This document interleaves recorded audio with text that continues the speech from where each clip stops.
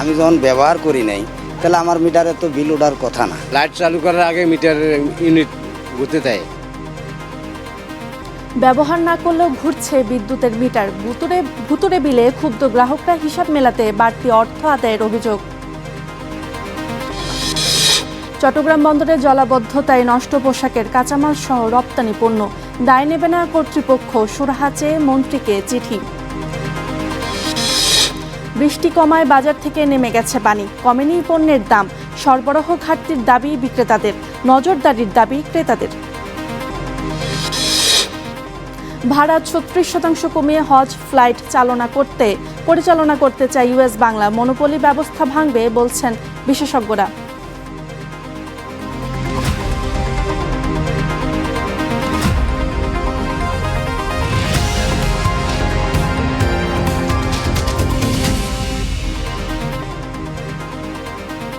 স্বাগত স্টার বিস্টুডের আয়োজনে, আপনাদের সাথে আছে আমি রোকসানা রিমি।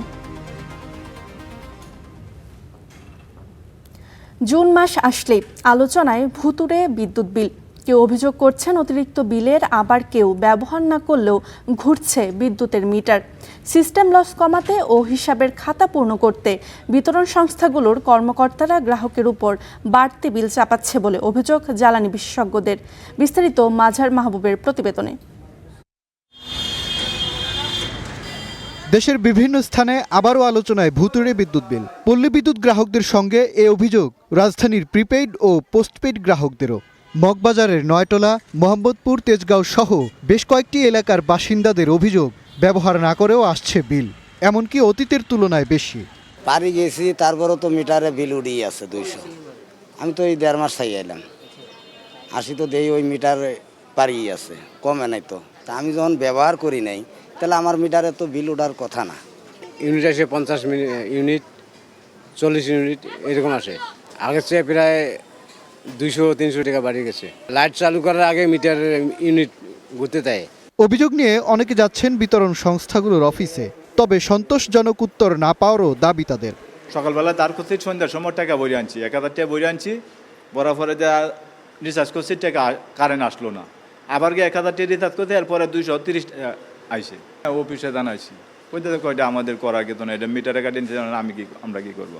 জুন মাসে বিদ্যুতের দাম বাড়ানোর পর সারা দেশে আলোচনায় আসে ভুতুড়ে বিল। বিদ্যুৎ বিভাগের পক্ষ থেকে জানানো হয়, একদিকে স্ল্যাব পরিবর্তনের কারণে মিটার সার্ভারে ট্যারিফ সমন্বয়ে অসামঞ্জস্যতা রয়েছে, যা একেবারেই প্রযুক্তিগত।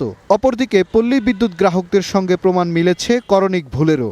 এসব সমাধানে সরকারের মনিটরিং করা উচিত বলে মত বিশ্লেষকদের। মিটার ক্যালিব্রেশন ঠিক মতো করা আছে কিনা, এটাও একটা দেখার বিষয়। কাজে যে জায়গা থেকে বিভিন্ন কমপ্লেন আসতেছে, হ্যাঁ, গভর্নমেন্ট সেই কমপ্লেনগুলোতে কিছু স্যাম্পল নিয়ে দেখতে পারে, মিটারগুলো চেক করে যে মিটারগুলোর সমস্যা আছে কিনা। দু একটা জায়গায় তারা এক্সপ্লেনও করে দিতে পারে গ্রাহকদেরকে যে তাদের বিলটা কিভাবে হলো। জানা গেছে, অতীতে পোস্টপেইড মিটারে বকেয়া আছে এমন গ্রাহকদের প্রতি বছরই জুনে তালিকা করে পুরনো বকেয়া আদায় করে বিতরণ সংস্থাগুলো, যদিও এসব বকেয়ার হিসাব চলমান ব্যবহৃত ইউনিটের বাইরে। তবে সিস্টেম লস কমাতে ও জুন মাসে হিসাবের খাতায় লক্ষ্যমাত্রা অর্জনে বিতরণ সংস্থাগুলোর বিরুদ্ধে গ্রাহকের ওপর বাড়তি বিল চাপানোর অভিযোগও পুরনো। সে সমস্ত প্রতিষ্ঠানের ব্যক্তিবর্গ দিয়ে কমিটি করে যাচাই বাছাই করলে সরকার বিভ্রান্তির শিকার হবে। অতীতেও ঘটেছে, করোনাকালীন সময়ে ভুতুড়ে বিলের ব্যাপারে হয়েছে। 6 কোটি টাকা ওই 3 মাসে দেশ হতে বেশি নেওয়া হয়েছিল। বর্তমান সরকার নতুন ক্ষমতায় এসছে, তার উচিত হবে যে থার্ড পার্টি দিয়ে এটা অনুসন্ধান করানো। যদিও এরই মধ্যে সংবাদ সম্মেলনে অভিযোগ স্বীকার করে সমাধানের আশ্বাসও দেন বিদ্যুৎ সচিব। অভিযোগ গ্রহণে বিদ্যুৎ বিভাগ থেকে চালু করা হয় সার্বক্ষণিক হটলাইন। মাঝার মাহবুব, স্টার নিউজ, ঢাকা। শিক্ষামন্ত্রীর পদত্যাগ দাবিতে জাতীয় সংসদ ভবনের সামনে বিক্ষোভ করছেন শিক্ষার্থীরা। সেখানে আছেন সহকর্মী নাজমুল ইসলাম। নাজমুল, হচ্ছে তারা শুরুতেই শিক্ষামন্ত্রী তাদের কাছে সরাসরি এসে তাদের সাথে কথা বলে তাদের কাছে ক্ষমা চাওয়ার জন্য তারা প্রথমটি দিয়েছেন। তাছাড়া তারা বলেছেন যে বৈরী আবহাওয়ার কারণে তারা উল্লেখ করেছেন অনেক পরীক্ষার্থী পরীক্ষা দিতে পারেননি, তাদের জন্য যাতে পরীক্ষাটি বাতিল করে আবারও পরীক্ষা নেওয়ার ব্যবস্থা করা হয়, এমন একটি দাবি তারা তুলেছেন। তাছাড়া তৃতীয় দাবি হিসেবে যদি বলা যায়, তারা কিন্তু এখানে শিক্ষামন্ত্রীর পদত্যাগও দাবি করছেন। তারই পরিপ্রেক্ষিতে আসলে তারা আজকে সকাল থেকে 11টা থেকে তারা মূলত অবস্থান কর্মসূচি শুরু করেছিলেন। সায়েন্স ল্যাবের যে মোড়টি রয়েছে সেই মোড়টিতে তারা অবস্থান নিয়েছিলেন এবং তারা এখানে কথা বলার চেষ্টা করছেন। তাদের সাথে শিক্ষার্থী যারা আছেন তারা আসলে কি জানাতে চাচ্ছেন সেই জিনিসটা যদি আপনাদের সরাসরি একটু দেখানোর চেষ্টা করি, তাহলে একটু শুনি তারা আসলে কি বলতে চাচ্ছেন। গঠন হক চায়া যে কেউ একজন ভিতরে যাবে, সাথে আমরা দাবিগুলো উপস্থাপন করে যাব, উপস্থাপন করে তারপর আমরা ডিসিশন নিয়ে আসবো। যদি না দেয় তাহলে আমাদের কর্মসূচি আবার কালকে চলতে থাকবে। শেষ কালকে এই নাহলে আমাদের লাভ নাই ভাই। আমরা যাইতেছি না কেউ। হ্যাঁ, এখন আমার একটাই কথা যে আমরা যদি দাবিগুলো আজকে মানায় নিতে পারি, আমরা কি আজকে ঠান্ডা হয়ে যাব? না, আমাদের কর্মসূচি কালকে ঠিক পরীক্ষার পরে আবার একই নিয়মে চলতে থাকবে। ইনশাল্লাহ আমরা সেটা জানাবো। এবং যদি এটা আমি কালকে কথা বলতেছি ভাই, দাবিগুলো এখন যদি মাইনা নেওয়া হয়, যদি মাইনা নেওয়া হয়, যদি আমরা এতক্ষণ জানছিলাম শিক্ষামন্ত্রী পদত্যাগের সম্পর্কে বিস্তারিত খবরাখবর। এখন চলে যাচ্ছে অন্যান্য খবরে। টানা বৃষ্টিতে পানি জমে চট্টগ্রাম বন্দরে থাকা তৈরি পোশাক খাতের কাঁচামাল সহ নষ্ট হয়েছে রপ্তানিযোগ্য পণ্য। তবে এই ক্ষতির দায় নিতে নারাজ বন্দর কর্তৃপক্ষ। বিষয়টি সুরাহাতে চট্টগ্রাম চেম্বার সহ শীর্ষ ব্যবসায়ী সংগঠনগুলো নৌ পরিবহন মন্ত্রীকে চিঠি দিয়েছে। টানা 5 দিনের ভারী বর্ষণ, জলাবদ্ধতা আর উত্তাল সাগরের ত্রিমুখী প্রভাবে বিপর্যস্ত চট্টগ্রাম বন্দর। অতিবৃষ্টির কারণে বন্দরের বেশ কিছু কন্টেইনার ইয়ার্ডে তৈরি হয়েছিল জলজট। এতে নষ্ট হয়েছে কন্টেইনারের নিচের স্তরে রাখা সুতা, কাপড় তুলা ও ডাইং কেমিক্যালের মতো তৈরি পোশাক শিল্পের কাঁচামাল। এরকম দুর্যোগ অবস্থায় ডেলিভারি তো হলো না, কিন্তু ডেলিভারি না হওয়ার পরে আবার কন্টেনারের ভিতরে মালগুলো নষ্ট হয়ে গেল। এটাই সবচেয়ে কিন্তু দুঃখজনক। আমাদের শিপমেন্ট করার যে ডেটগুলি সেগুলি আমরা মিস করতে যাচ্ছি। সব কিছু মিলিয়ে এই যে একটা বড় ধরনের ক্ষতি আমাদের হলো, সেটা কিন্তু আমি ভাষায় প্রকাশ করতে পারবো না। এই ক্ষতি পুষিয়ে নিতে এরই মধ্যে সরকারের কাছে সাহায্য চেয়ে চিঠি দিয়েছে চট্টগ্রাম চেম্বার ও তৈরি পোশাক রপ্তানিকারক সংগঠনগুলো। যদিও এই ক্ষতির দায় অ্যাক্ট অফ গডের দোহাই দিয়ে এড়িয়ে যাচ্ছে চট্টগ্রাম বন্দর কর্তৃপক্ষ, যা নিয়ে অসন্তুষ্ট ব্যবসায়ীরা। সরকারের কাছে আবেদন জানাইছে লিখিতভাবে, এই যে অনাকাঙ্ক্ষিত ক্ষতির জন্য যেহেতু ব্যবসায়ীরা দায়ী না, এই ক্ষতি পুষিয়ে নেওয়ার ব্যবস্থা নেওয়ার জন্যই ওনারা অলরেডি একটা চিঠি দিয়েছেন এবং সরকারের সাথে এই ব্যাপারে যোগাযোগ রাখতেছেন। তো আমরা ওনাদের ইউজার, আমরা ওদের বায়ার, আমরা ওদের কাস্টমার, তো ওনাদের সার্ভিসের জন্য যদি আমরা ক্ষতিগ্রস্ত হই, তো এটা তো দায়ভার তো না দেওয়াটা বা না দেওয়ার চেষ্টা করাটা, বলাটা তো শোভনীয় না। এদিকে সাগর উত্তাল থাকায় সোমবার পর্যন্ত চট্টগ্রাম বন্দরের বহির্নোঙরে পণ্য খালাসের অপেক্ষায় আছে 7টি পণ্যবাহী মাদার ভেসেল। সময় মতো পণ্য খালাস করতে না পারায় উৎপাদন ব্যাহত হচ্ছে বলে জানান ব্যবসায়ীরা। Syed Tammim Mahmud, star news, Chittagong.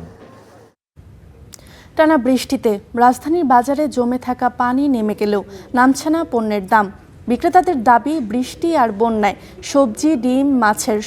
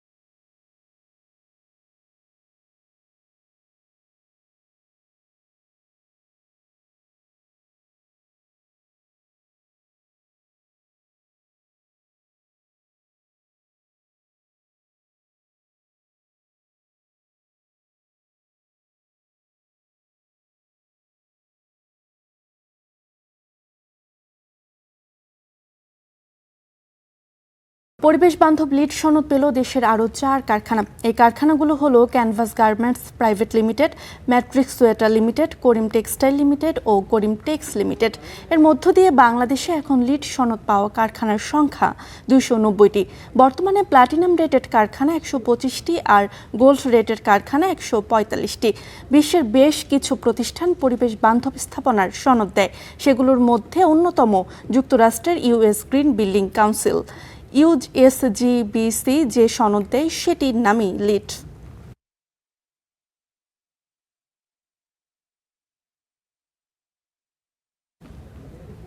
দেশের বাজারে 2157 টাকা কমেছে স্বর্ণের দাম। নতুন দাম অনুযায়ী 22 ক্যারেটের 1 ভরি স্বর্ণ বিক্রি হচ্ছে 2,19,808 টাকায়, আর 21 ক্যারেটের প্রতি ভরি স্বর্ণের দাম 2,09,893 টাকায়। 18 ক্যারেটের 1 ভরি স্বর্ণ বিক্রি হচ্ছে 1,80,267 টাকায় ও সনাতন পদ্ধতির 1 ভরি স্বর্ণের দাম 1,47,316 টাকা নির্ধারণ করা হয়েছে। মঙ্গলবার স্বর্ণের নতুন দাম সমন্বয় করেছে বাংলাদেশ জুয়েলার্স সমিতি বাজুস। আন্তর্জাতিক বাজারেও প্রায় 2% কমে 1 আউন্স স্বর্ণ বিক্রি হচ্ছে $4,017।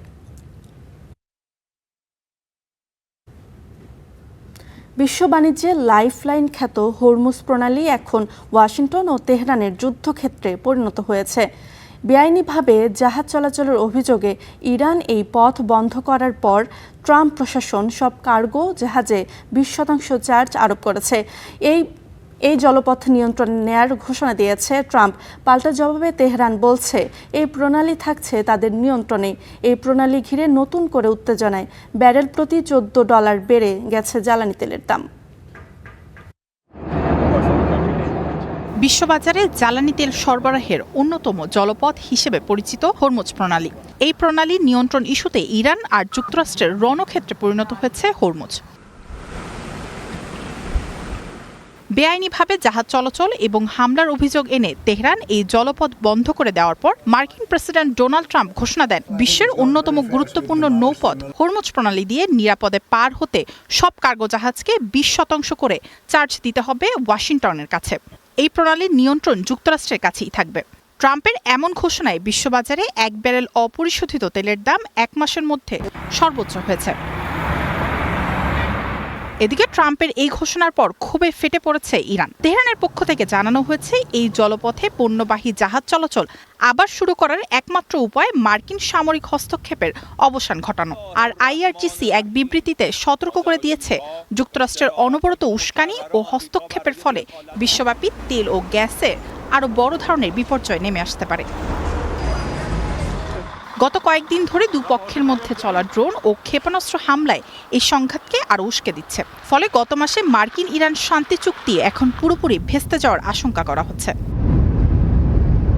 বিশ্বের প্রধান সামুদ্রিক জলপথগুলো হুমকির মুখে পড়ায় বিশ্ব বাণিজ্য ও অর্থনীতি এখন চরম বিপর্যয়ের মুখে। বাধ্য হয়ে জাহাজগুলো দীর্ঘ বিকল্প রুট বা স্থলপথ ব্যবহার করায় জ্বালানি ও জাহাজ পরিচালনা ও বীমা খরচ আকাশচুম্বী হচ্ছে। বিশ্বব্যাপী পূর্ণ জ্বালানি তেলের দাম বেড়ে দেশে দেশে দেখা দিচ্ছে মূল্যস্ফীতি। এই সংকট আমদানি নির্ভর ও ছোট দেশগুলোকে চরম অর্থনৈতিক ঝুঁকির মুখে ঠেলে দিয়েছে।